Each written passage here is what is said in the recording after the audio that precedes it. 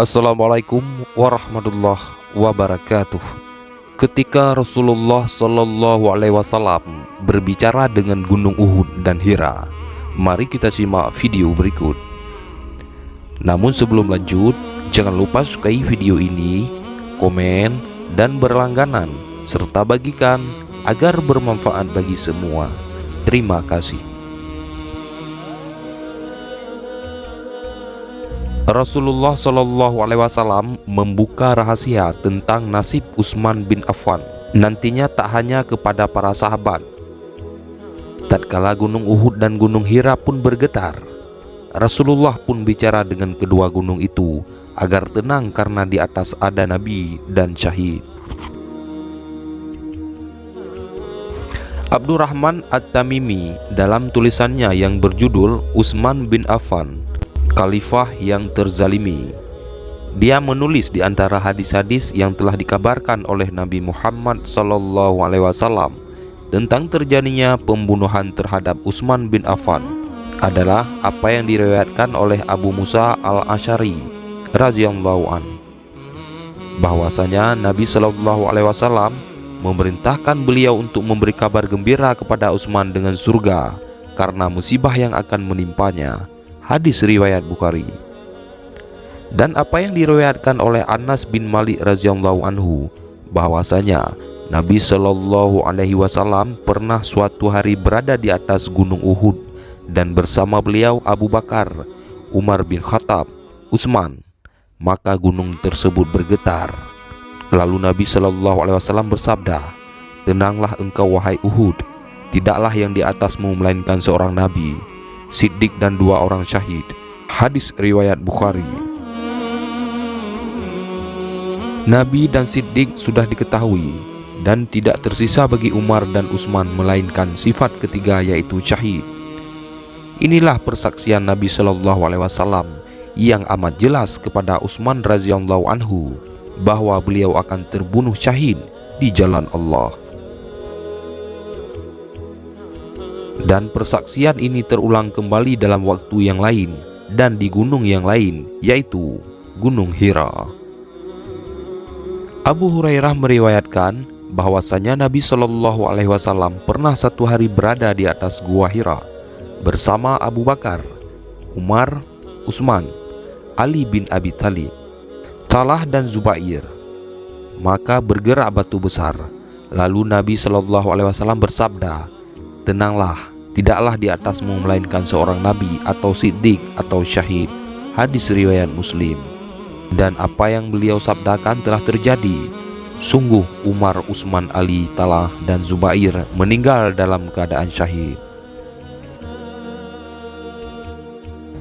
Nabi Shallallahu Alaihi Wasallam mengetahui akan terjadinya fitnah ini dengan kabar dari Allah kepada beliau, dan karena kecintaan beliau kepada Utsman radhiyallahu anhu serta antusias beliau untuk memberikan kemaslahatan bagi umat ini setelah beliau.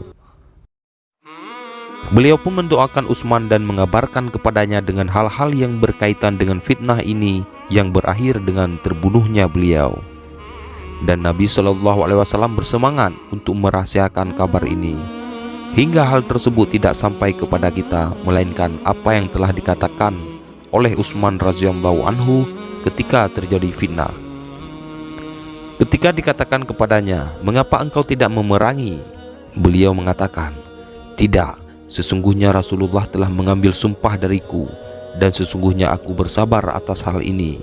Hadis riwayat Ahmad. Dan yang nampak dari sabda beliau ini, bahwasanya Nabi Shallallahu Alaihi Wasallam telah menjelaskan kepada beliau sikap yang benar ketika terjadi fitnah. Yang demikian itu dalam rangka mengambil sikap dari beliau Shallallahu Alaihi Wasallam ketika terjadi fitnah. Di dalam sebagian riwayat ada tambahan yang lebih menyingkap akan rahasia di balik ini, yaitu bahwasanya Nabi Shallallahu Alaihi Wasallam bersabda kepada Utsman, "Jika mereka memintamu untuk melepaskan pakaian kekhalifahan yang Allah berikan kepadamu, maka jangan engkau lakukan." Hadis riwayat Tirmizi.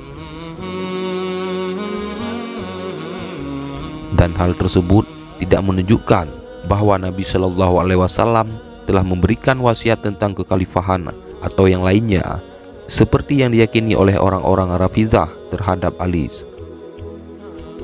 Tapi isi dari wasiat beliau yang disebutkan oleh Utsman radhiyallahu anhu hanyalah berkaitan dengan fitnah dan wasiat untuk bersabar serta tidak bolehnya beliau melepaskan kekhalifahannya. Sesungguhnya beliau akan terbunuh dalam keadaan terzalimi ketika terjadinya fitnah pada saat kekhalifahannya.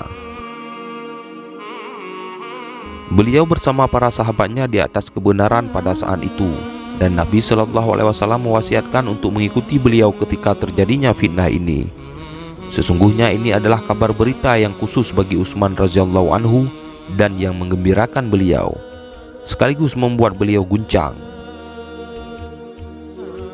Kapan dan bagaimana kejadian itu? Utsman adalah seorang yang berakal, pemalu, bahkan sangat pemalu. Tidak pernah beliau merebut kekuasaan, baik di kala jahiliyah ataupun di waktu Islam. Beliau tidak pernah merebut kekuasaan para pembesar kota Makkah dan tidak pernah rakus akan kepemimpinan. Karena sesungguhnya perangai dan tabiat beliau tidak menyukai hal tersebut. Meskipun demikian, beliau akan menjadi pemimpin meski beliau tidak menyukainya.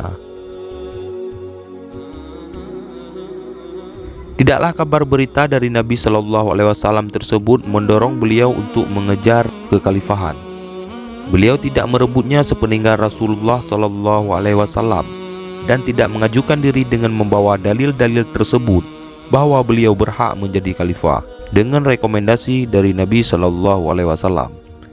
Bahkan beliau membaiat Abu Bakar As-Siddiq, kemudian Umar radhiyallahu anhu bersama kaum muslimin, karena beliau tahu akan keutamaan keduanya di atas beliau dan keduanya lebih berhak untuk menjadi khalifah sebelum beliau, dan masih belum waktunya bagi beliau untuk menjadi khalifah. Beliau melewati hari-hari kekhalifahan keduanya dalam keadaan baik-baik saja hingga terbunuhnya khalifah kedua, Umar bin Khattab, oleh seorang majusi yang hasad dan dengki. Beliau memegang kekhalifahan setelah itu dengan sebaik-baik dan dengan penuh keimanan. Apabila berdiri di samping kuburan, beliau menangis hingga membasahi jenggot beliau. Dikatakan kepada beliau, "Engkau mengingat surga tapi engkau tidak menangis. Apakah engkau menangis karena ini?" Beliau menjawab, "Sesungguhnya Rasulullah Shallallahu Alaihi Wasallam bersabda, kuburan adalah awal kampung akhirat.